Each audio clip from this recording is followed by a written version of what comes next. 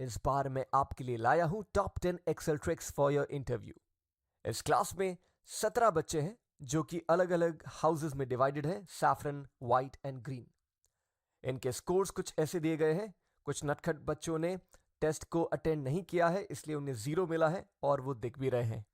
Right, तो अब देखते हैं एक एक करके वो फॉर्मूलाज क्या है जो आपके डेली लाइफ में बहुत काम आएंगे, आपके इंटरव्यू में भी बहुत सहारा देंगे।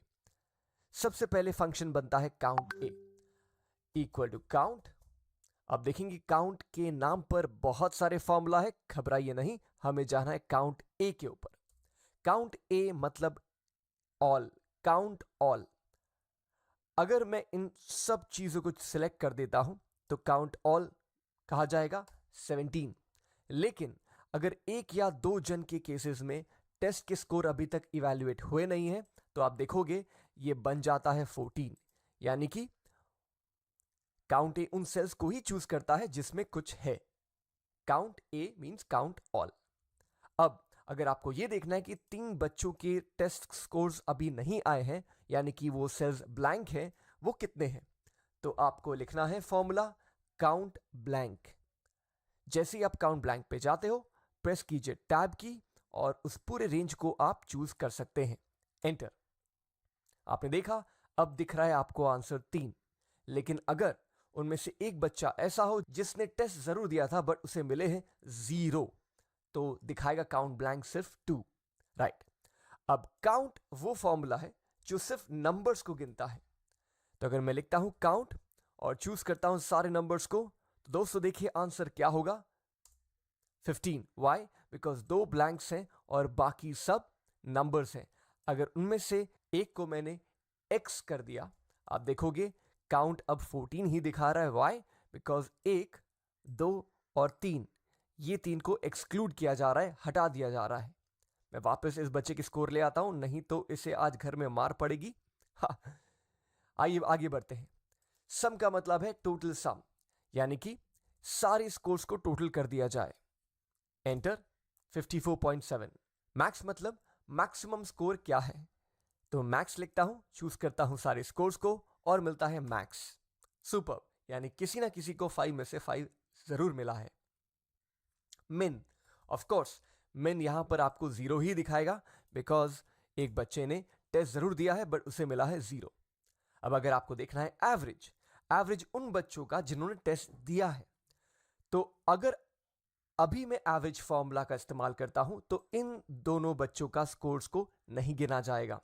लेकिन अगर यहां पर 0 होता तो वो भी आपके एवरेज में इंक्लूडेड रहता। तो आइए देखते हैं फर्क। इक्वल टू एवरेज, इस पूरे स्कोर्स को चूज करता हूं। Average scores of the class is 3.2। अब हो सकता है कि 2 बच्चों के टेस्ट स्कोर अभी तक आए नहीं है, तो अगर मैं पूरा डिलीट कर दूं तो देखिए एवरेज किस तरह बढ़ गया है 3.6, और जैसे उनके स्कोर्स आएंगे हम वहां फीड कर सकते हैं। बट हां, अगर उन्हें 0 मिला है तो एवरेज ऑब्वियसली कम हो जाएगा पूरे क्लास का। तो ये 2 क्लस्टर्स ऑफ फॉर्मूला काफी सिमिलर है। काउंट ए मतलब ऑल, काउंट ब्लैंक मतलब ओनली ब्लैंक, और काउंट मतलब सिर्फ नंबर्स को गिना जाए। यह है मेरा पहला क्लस्टर। दूसरा क्लस्टर में कहा गया है सम, मैक्स, मिन, एवरेज। अब तीसरे क्लस्टर में जाते हैं जो कि बहुत ही इंपॉर्टेंट है। यहां पर 3 स्टूडेंट्स के नाम है और इन 3 स्टूडेंट्स के मुझे स्कोर इसके पास वाले सेल्स में लिखे होने चाहिए। तो मैं इस्तेमाल करता हूं वी लुकअप। फिलहाल एक बेसिक झलक वी लुकअप के बारे में। लुकअप वैल्यू मतलब जिस स्टूडेंट के नाम के पीछे आप दौड़ रहे हो, यह है लुकअप वैल्यू। कॉमा, अब कहा जाता है टेबल अरे। तो ध्यान रहे दोस्तों कि जब आप वी लुकअप इस्तेमाल करते हो, टेबल अरे ऐसा चूज करें जिसमें पहले कॉलम में वो नाम पाया जाए जिसके पीछे आप दौड़ रहे हो। यानी कि यह सिलेक्शन गलत हो जाएगा और यह सिलेक्शन बिल्कुल सही। अब एट दिस पॉइंट, इस टाइम पर मैं प्रेस करता हूं फंक्शन की F4। F4 लगाने से ये $4 आपकी स्क्रीन पर आएंगे, और इसका मतलब यह है कि कभी भी ये जो पूरा टेबल है नीचे कभी भी खिसकेगा नहीं, ये अपनी जगह पर बिल्कुल बरकरार रहेगा, रॉक सॉलिड। कॉमा, अब 1, 2 और 3 ये तीसरे कॉलम में स्कोर्स हैं, इसलिए मैं कहता हूं कॉलम इंडेक्स नंबर 3। और लास्टली मुझे एकदम एग्जैक्ट मैच चाहिए, अविरूप दासगुप्ता यानी कि अविरूप दासगुप्ता का ही स्कोर मुझे दिखना चाहिए, राइट। अविरूप मुखर्जी का नहीं, इसलिए मैं कहता हूं फॉल्स। बहुत जन फॉल्स की जगह 0 भी लिखते हैं और ये बिल्कुल सही है। एंटर। वाओ, जैसे ही मैं डेटा को कॉपी पेस्ट करता हूं, मुझे इन तीनों स्टूडेंट्स के स्कोर अपने आप इस टेबल से निकाल कर दे दिए जाते हैं। आइए देखते हैं क्या वो सही है। अभिरूप दासगुप्ता, उसके बाद अनुज गर्गवा, ये भी सही है। और तीसरा अनुराग कुमार। तो देखा दोस्तों, एक ही फॉर्मूला वीलुकअप से आपने तीनों के स्कोर को निकाल लिया है। और वीलुकअप कहा जाता है सबसे इंपॉर्टेंट फॉर्मूला एक्सेल का। तो इसके बारे में और जानिए और हमारे वीडियो को जरूर देखिएगा। फिलहाल मैं आगे बढ़ता हूं। कॉन्कैटिनेट वो फॉर्मूला है जो दो चीजों को जोड़ता है। सो अगर मैं कहता हूं अविरूप दासगुप्ता और फिर एम्परसेंड और फिर कहता हूं 4.7, आप देखोगे ये दोनों डेटा को जोड़ देता है। लेकिन दोस्तों मैं चाहता हूं कि एक स्पेस रहे अविरूप दासगुप्ता के बाद। ओके, तो मैं इस फॉर्मूला को दोबारा लिखता हूं। Avirup Dasgupta ampersand, double quotes के अंदर एक स्पेस जरूर रखें, वापस एम्परसेंड दें और वापस 4.7 को सिलेक्ट कर लें। आप देखोगे नाम के आगे स्कोर भी आ गए हैं। ये सेम चीज अगर आप चाहो तो कॉनकैटिनेट फॉर्मूला से भी कर सकते हो। कॉनकैटिनेट, मैं इस डेटा को चूज करता हूं, कॉमा, फिर डबल कोट्स के अंदर एक स्पेस, फिर वापस एक कॉमा और फिर 3.8, एंटर। तो दोस्तों रिजल्ट वही है। आप चाहें तो एम्परसेंड यूज कर सकते हैं, आप चाहें तो कॉनकैटिनेट यूज कर सकते हैं, दोनों में कोई फर्क नहीं। नेक्स्ट मैं चलता हूं काउंट इफ फॉर्मूला के ऊपर। मुझे ये जानना है कि सैफरन हाउस में कितने बच्चे हैं, व्हाइट हाउस में कितने बच्चे हैं और ग्रीन हाउस में कितने बच्चे हैं। सो मैं लिखता हूं काउंट इफ, प्रेस करता हूं टैब की। दो चीज पूछे गए हैं, रेंज और क्राइटेरिया। रेंज मतलब वो रेंज ऑफ वैल्यूज जहां आप ढूंढने वाले हो कि व्हाइट हाउस कितने हैं, सैफरन हाउस कितने हैं और ग्रीन हाउस कितने हैं। इसे भी मैं F4 प्रेस करके लॉक कर देता हूं। और फिर बारी आती है क्राइटेरिया की, यानी कि क्राइटेरिया है सैफरन। मैं इसे क्लोज करता हूं, प्रेस करता हूं एंटर। यानी कि इस फॉर्मूला को जब मैं कॉपी पेस्ट करूंगा तो मुझे यह पता चलेगा कि सैफरन हाउस में 7 बच्चे हैं, व्हाइट में 5 और ग्रीन में 5। टोटल कुल मिलाकर कितने हुए? 17, और जो कि मेरे डेटा से मैच करता है। अब अगर आपको चाहिए इन सारे हाउसेस के टोटल स्कोर, यानी कि सैफरन हाउस में जितने बच्चे हैं उसके टोटल स्कोर, व्हाइट हाउस के टोटल स्कोर और ग्रीन हाउस के टोटल स्कोर, तो आपको जाना पड़ेगा सम इफ में। अब देखिए दोस्तों, पहले दो क्राइटेरिया और रेंज एकदम बिल्कुल बराबर है, काउंट इफ से मिलता जुलता है। तो आइए देखते हैं इसे कैसे कंप्लीट किया जाए। रेंज, इस पूरी रेंज को मैंने सेलेक्ट किया है, प्रेस करता हूं F4, कॉमा। दूसरा है क्राइटेरिया जिसके नाम पर मैं सैफरन चूज करता हूं। तीसरा, रेंज वो हो जिसमें सम किया जा सके। ऑब्वियसली हम नंबर्स को ही सम कर सकते हैं, इसलिए मैंने इस सम रेंज को चूज कर लिया।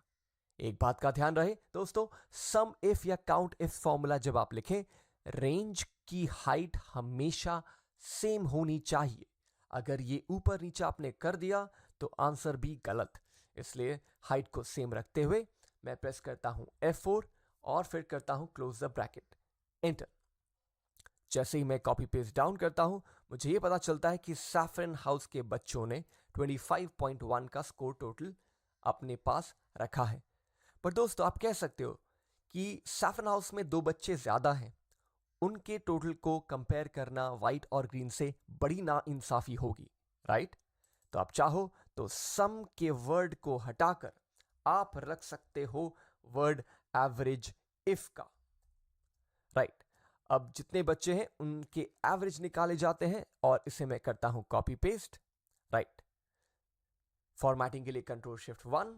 तो अब यह पता चलता है कि average score of a saffron student is 3.59, white 2.94 and green house 2.98।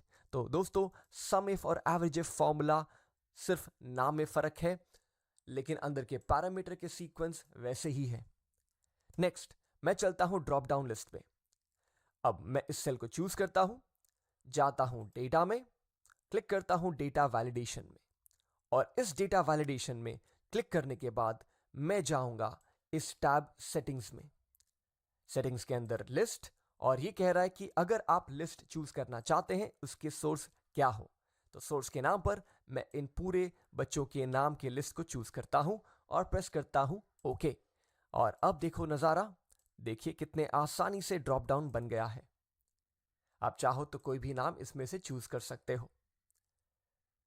और अगर देखा जाए ये ड्रॉप डाउन मैं चाहूं तो अविरूप दासगुप्ता के नाम पर भी पेस्ट कर सकता हूं। फायदा, अब आप जब भी कोई भी स्टूडेंट्स का नाम चूज करते हो तो अपने आप उसका स्कोर आपको बदलता नजर आता है, राइट।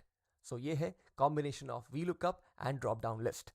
नेक्स्ट, आप चाहते हो कि जिनको मिला है 3.5 या उससे ऊपर उन्हें ग्रीन मार्क किया जाए, राइट। तो मैं इस पूरे सेल्स को चूज करता हूं, जाता हूं होम, कंडीशनल फॉर्मेटिंग में, और कह देता हूं उन सेल्स को हाईलाइट किया जाए जो कि ग्रेटर देन, या फिर ग्रेटर देन इक्वल टू भी कर सकते हैं, ग्रेटर देन 3.4 हो, उनको आप कर दीजिए ग्रीन। ओके, आपने देखा कितने आसानी से उन स्टूडेंट्स के स्कोर को ग्रीन कर दिया गया है जिनके स्कोर हैं 3.4 या उससे ज्यादा। Last trick, text to column. ये बहुत ही इंपॉर्टेंट ट्रिक है और इसके लिए मैं थोड़ा स्क्रॉल नीचे करता हूं। मेरा अगला मकसद ये है कि इन सारे नाम और सरनेम्स को अलग अलग, दो अलग अलग कॉलम में डिवाइड कर दूं। इन पूरे डेटा को चूज करने के बाद मैं जाता हूं डेटा में और जाता हूं टेक्स्ट टू कॉलम्स के अंदर। अब इसका मतलब है एक टेक्स्ट को अलग अलग कॉलम्स में बांट दिया जाए। देखा ये जा रहा है कि हर एक नाम और सरनेम के बीच में एक स्पेस है, इसलिए मैं स्पेस को चूज करता हूं और फिर नेक्स्ट जाता हूं और अपने डेस्टिनेशन को चेंज करते हुए अगले सेल का नाम दे देता हूं ताकि डेटा पुराने वाले को हटाया नहीं जाए। Finish. There's already data here. Do you want to replace? Yes, okay. Wow. देखा दोस्तों कितने आसानी से आपने टेक्स्ट टू कॉलम के जरिए डेटा को अलग अलग कर दिया। अगर चाहें तो इसे वापस कंबाइन कर सकते हैं। कैसे? कॉनकैटिनेट से। इस पूरे डिस्कशन में तो भूल ही गया कि आपको इफ फॉर्मूला तो जरूर बताना था, तो आइए इफ फॉर्मूला भी कर लेते हैं। तो जिनको मिला है 0 उन्हें रीटेस्ट देना चाहिए, तो ये फॉर्मूला में कैसे लिखूं? Equal to if the score is equal to 0 then आवाज आनी चाहिए रीटेस्ट की। आई नो उस बच्चे को बड़ा बुरा लग रहा होगा कि बाकी सब बच्चे छुट्टी पे जा रहे हैं और उसे रीटेस्ट देना पड़ रहा है, बट कोई इसका उपाय नहीं है। और जिन्होंने टेस्ट में 0 से ऊपर स्कोर किया है उन्हें कुछ नहीं करना है, इसलिए डबल कोट्स। अगर आप गौर से देखेंगे, पहला है लॉजिकल टेस्ट जिसका सवाल कुछ इस तरह पूछा गया है कि आंसर या तो हाँ है या ना है। अगर आंसर हाँ है तो क्या किया जाना चाहिए, अगर आंसर ना है तो फिर क्या किया जाना चाहिए। ऐसा लग रहा है कभी हाँ कभी ना। यस, एंटर प्रेस करता हूं और इस पूरे डेटा को कॉपी पेस्ट कर लेता हूं। आप देखो 3 जगह मुझे रीटेस्ट दिख रहे हैं। तो दोस्तों ये थे हमारे top 10 Excel formulas and tricks for your interview and for your daily life. इसे जरूर प्रैक्टिस